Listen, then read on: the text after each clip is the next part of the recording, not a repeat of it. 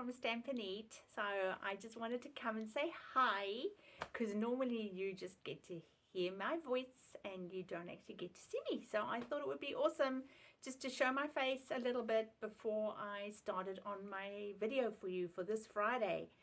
Now, this video is going to be a little bit different. So if you are a very experienced paper crafter and card maker and scrapbooker, you might want to skip this video, or you might want to hang around and see what I have to say and pass this video on to a friend of yours or anybody that you know that is starting to get into papercraft, because what I'm going to do today is I'm actually going to break down all the jargon, all the words that we use in papercraft.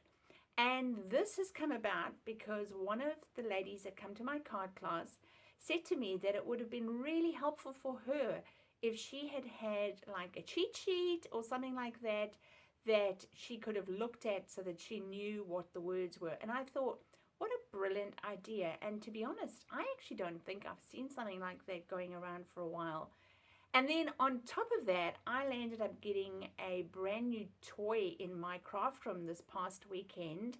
I'm not going to name brand names, but I realized as I was starting to work with this machine that there is a whole lot of hurt waiting for me too, because I have to learn a whole lot of new terminology that can just make my paper crafting a bit of a better experience, and also things I want to do for the ladies that come on my retreat.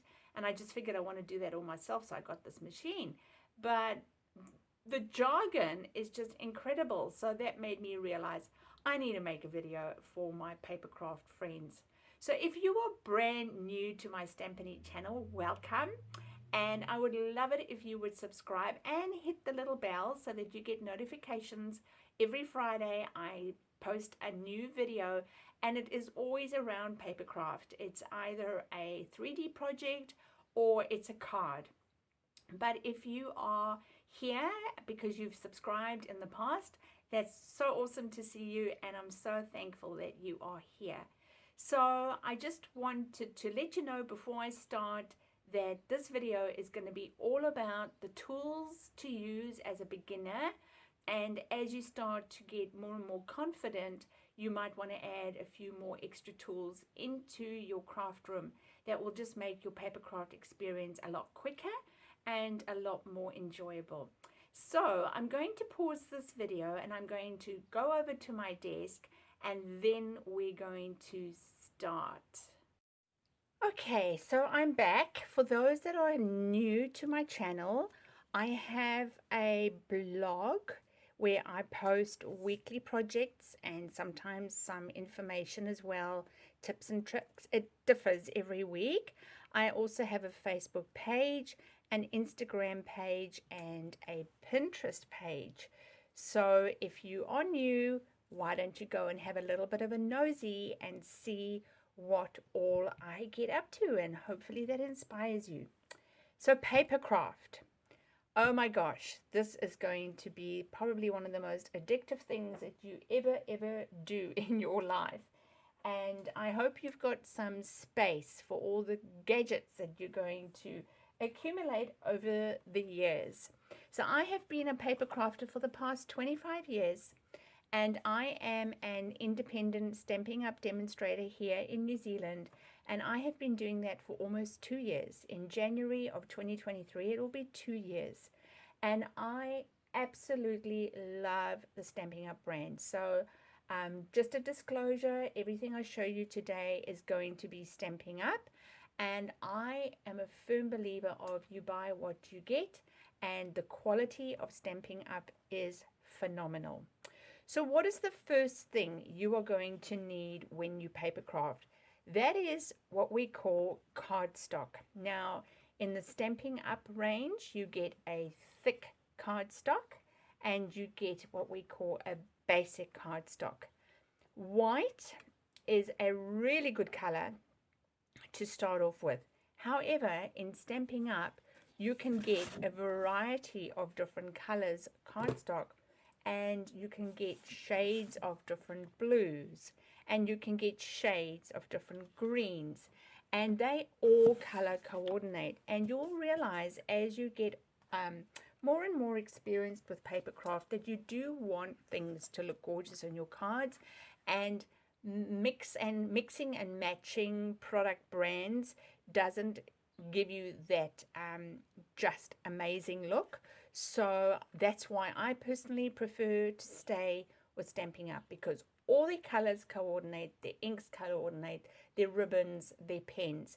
But if you're starting off and you've already been to a local craft shop in your area, make sure that you get yourself some basic white, because you can always do something with basic white. So cardstock is a thicker version of paper, and this is what we're going to make cards with. Now we speak about a card base, a card front. Now a card base is when this is what I'm showing you, and I'm going to explain the terminology soon. A card front is when you have done something onto the card base. A card inner is when you have put something inside your card base. So you've got your card front, your card inner, and the whole thing is called a card base. And I will keep this card as an example because there are going to be some amazing bits on that card that I can show you. Then you will often hear, and I'm just trying to get this in the camera, you will often hear people talking about scoring. So hopefully that's picking up. Scoring is when we use a tool called a scoring tool. Now you can either buy them separately, so this is an old Fiskars brand, or you can step it up, and Stampin' Up actually sell scoring boards where the indentations are already made for you. It comes with a scoring tool, and you would place your card stock on where you want to score, and then use that as like a pen or like a stylus and create this indentation. Now it is very important in card making that you have a scored line, because that is going to be what creates the fold. Now if you are a brand new paper crafter and you don't have that, then you can just use any blunt object. I've got a bone folder. You can use anything that is blunt. You don't want to use a scissor. You can even use the back of a teaspoon if you need to, and just to create a line in your cardstock. But as you can see, I've got a bone folder. Now a bone folder is a tool that you would use to burnish. Now when we speak of the word burnish, it means you're taking your bone folder, and on that score line you are creating a very defined crease, and you're placing some pressure in there so that you get a crisp, nice crisp fold line where you're going to work. So we've got cardstock, score line, and then the act of making that score line crisp is called burnishing, and it's best done with a bone folder, or if you don't have a bone folder, the back of a teaspoon or a back of a cake fork or back of a knife. They all will do the job. Then with stamping, obviously the next thing you're going to need is a stamp set.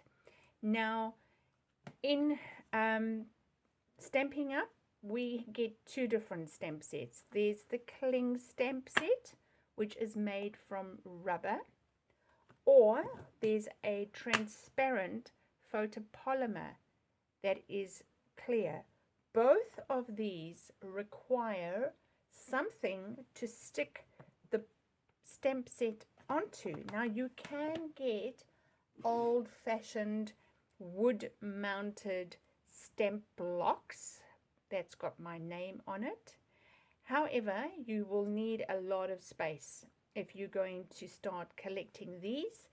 In days gone by, that's what Stampin' Up used to do, and you need a lot of space, whereas these stamp sets are narrower, and you just need to over time invest in some clear blocks, and they're interchangeable, so you can fit your stamp set, and they are different sizes. The best is that you can see right through it and you will know exactly where to stamp. But if you don't have a clear block and you're setting out, then you can obviously start with a wooden block, but it would be my recommendation, as your budget allows, to actually invest in some clear blocks. And again, Stampin' Up do that wonderfully by having, excuse the glare, a fantastic selection of different sizes. And this took me a few years to collect, so it's not something that you necessarily need to do in a hurry. This size is quite a common size, and I believe that's the same size. Yep. So if you just get your size, a size about this size and one up, you'll be good to go for a very long time before you feel you need to start adding more stamp blocks. So now you've got a stamp set. The next thing you need is ink. Now, ink pads, I like, again, I'm biased towards the Stampin' Up brand. And the reason I love it is because for every ink pad you buy, you can get a refill. So what that means is if you're using the same color over and over again, your ink pad is going to run dry.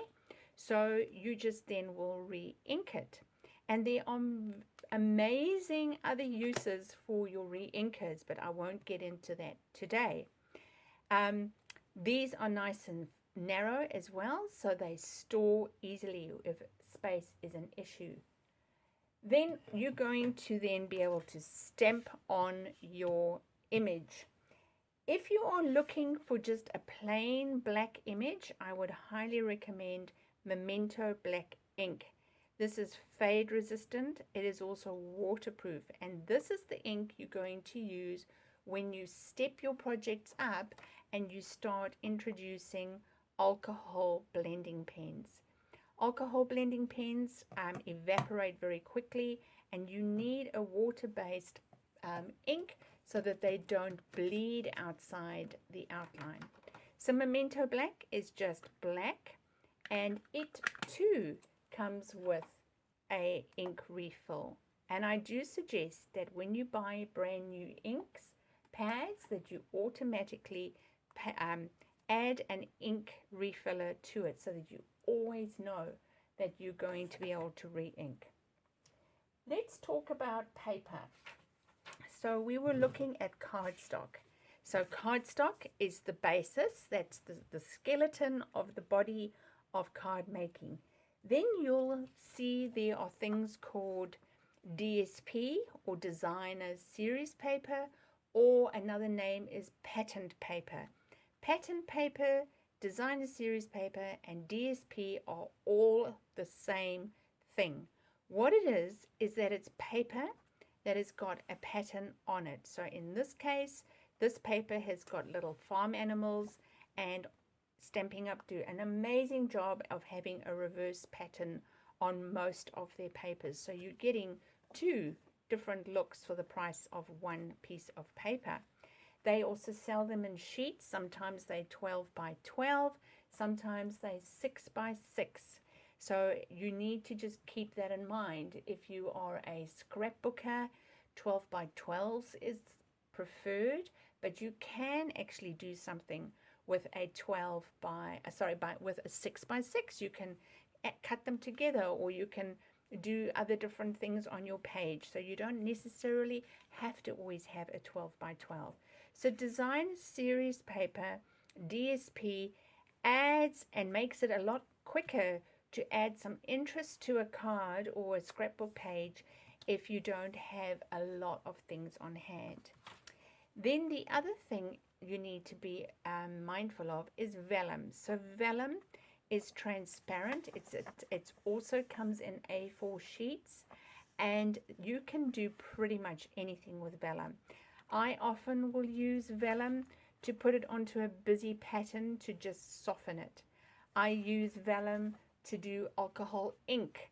So you'll rub your alcohol blending pens on that, spray it with some alcohol isopropyl, use a hairdryer, and you'll get a whole different look. So vellum is very, very versatile. It can also tear easily, giving a really nice edge. So it's a super, super fun thing to have in your stash. Then you might hear terms like emboss, die cut, things like that. So let's talk about that. Embossing is when you are taking your paper and you are putting it into something that is going to cause a deep imprint on your cardstock or your vellum or even your designer series paper. Embossing folders is where I started my love with papercraft, because I was blown away by how quickly a project changed when it was embossed. And you will need a special tool for that. And this is probably where, as a beginner, you might want to just wait if you can't afford it. But if you can afford it, I would highly recommend getting yourself a cut and emboss machine. So with Stampin' Up, they open up like this, and they come with plates that you then put onto your machine, and depending on the plate, you either will emboss or you will die cut. So let's just move that to the side. Now, a die cut is where you have different shapes that either will cut around a stamped image or will cut out its own image. So let me show you an example. So on this card, I stamped my flower, and I then had the die cut that matched that flower perfectly. I first stamped it, and then I put the die cut around the flower, and it cut out the flower. The same with the numbers. So I'm going to give this to a 45th for a 45th wedding anniversary, and I used gold foil paper. Can you see that? Shimmer paper, and I cut out the numbers using a die cut machine. So a cut and emboss machine can both cut out using die cut. So what they are is they've got a ridge that is raised and then a flat edge. And the flat edge is always what goes up facing you, and that little edge on the side is what's going to cut out the shape of whatever it is that you've put down onto the machine.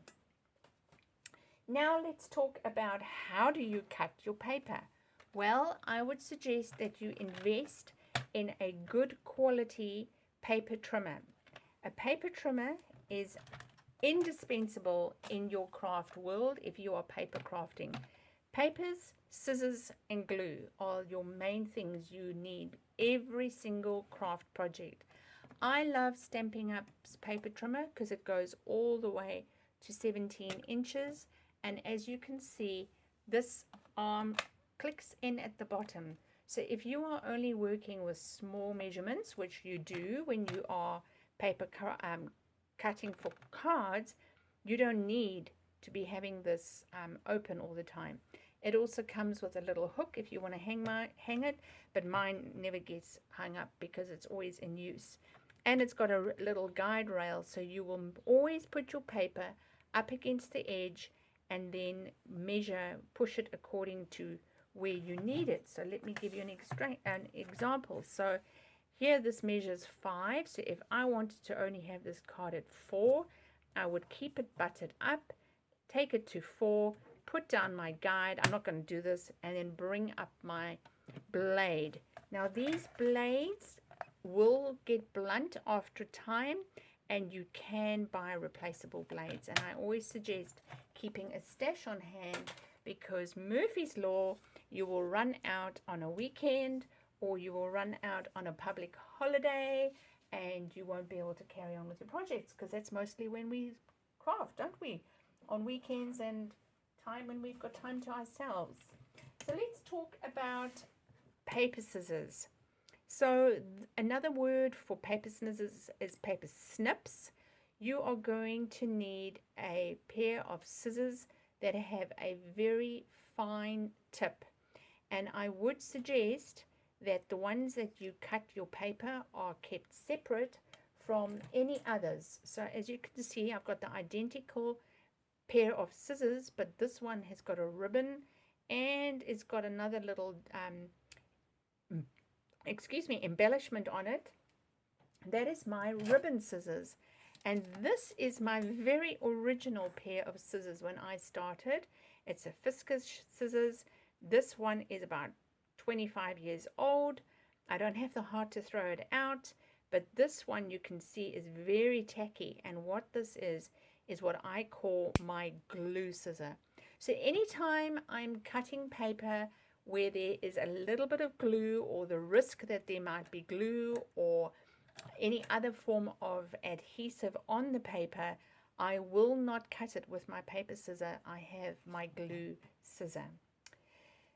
Then let's talk about adhesive. So we have so many different ways of adhering things with papercraft. I'm a firm fan of liquid glue. I particularly like the Tombow brand. It's got a small tip on the top, and it's got a fat tip at the bottom, which a lot of people don't realize. I love liquid glue because it gives you a little bit of space to breathe. If you've placed your thing in the wrong place, you can wiggle it around. I also love using fine tip glue pens, and as you can see, it's a very, very fine tip, and this is for very delicate work where you've got tiny bits of paper, and oh my gosh, what a mission it is always to get this back in. There we go. So where you're working with little bits of paper, like for example on the tip, although I haven't glued that, I could potentially have glued that with my fine tip. Then we have things like dimensionals. Now dimensionals, if you think of the word dimension, if it gives something dimension, it means it changes the way it looks. So if you're using dimensionals, and I'll show you, that's these are mini ones, and these are coming, if I don't know if you can see the end of that, they're coming to an end, but those are dimensionals a bigger size. You can of course cut sheets of dimensionals smaller, but dimensionals will immediately, just due to their thickness, there's a bit of foam there, will add height. So if I bring this project in and show you, you can see I've popped dimensionals under my flowers on all of them. I don't know if you can pick that up on the, but you can pick up, I've added flowers and I've added dimensionals there as well, so that the flowers are not lying flat. See how this has been glued flat and that's standing up? That's because I've used dimensionals. Now another type of adhesion is a glue dot. Now glue dots come in rolls, and they are these little dots over there. They are super strong, and I like to use glue dots when I am adhering my ribbons, because they are just fantastic at holding ribbons in place. Another adhesive is called, we call it tear and tape, or double-sided tape, where you've got a sticky side, and then if you were to lift this layer on the top, it's also gives you a sticky side. So let's just have a look. So if you're needing something that needs to be adhered onto your card base, and then put something on top, and then you want something on top of that, this is the best glue, best adhesive for that. It's also super strong. You would use tear and tape, making boxes and bags and 3D projects like that. Then Stampin' Up! Also make a stamp and seal. This is like a snail adhesive, and I use the Stampin' Seal Plus for my 3D projects where I need it to be super, super strong and bond well. And these can be, the cartridges are refillable. Then let's talk about the term called embossing. Now, embossing is where you add a layer onto something to make it shine, to make it look different. And if I tilt my card, you can see I have embossed, I've put flicker dots on there, and I've actually embossed those. So what I've done is I've used a product called Versamark. Again, Versamark comes with a refill, and you would then ink your stamp. Instead of using a color, you'd use this, because this is what's going to act as a glue. And then you would use an embossing powder, and you get different colors. I just took one of mine out, and you will then need to use a heat gun.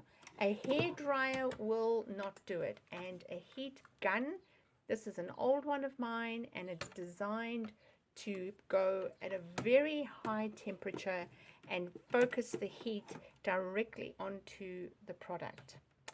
The next thing I want to talk about is embellishments. Now, you will hear when you're watching YouTube videos or going to card classes, they talk about embellishments. Now, to embellish something means to make it stand out, to make it look better. Now, we've got different ways of embellishing something. We can add twine by making it look, giving it like a ribbon, or we can, there's another form of twine, so that's called baker's twine.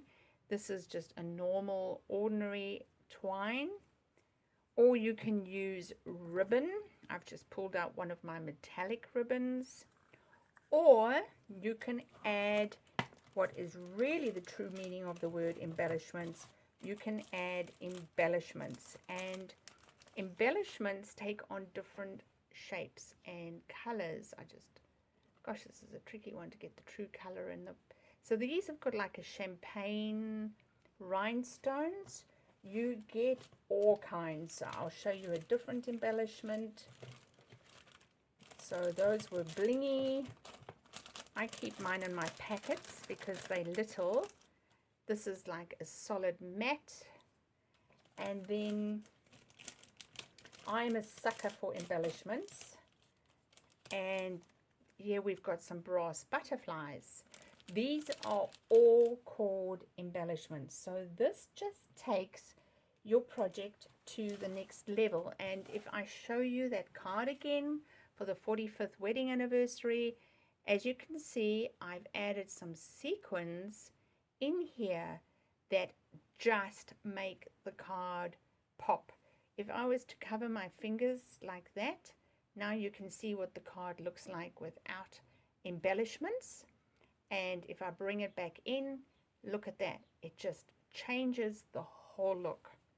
So that is pretty much a summary of the terminology that you need. So we've looked at cardstock, we've looked at DSP, we've looked at embossing, we've looked at adhesives, we've looked at paper snips, we've looked at burnishing, scoring, die cutting, we've looked at did I say embellishments? I can't remember, and different types of stamps. So I really hope that this has been helpful, and please like this video if this has been helpful. And I am going to create a PDF and attach it below for you that you can then share that with friends that are brand new to stamping. So thank you so much for your time this Friday card making session with me. A little bit different, but like I say, inspired by one of the ladies and by my own experience by getting a new toy in my craft room and going, what the heck? Thank you. Bye.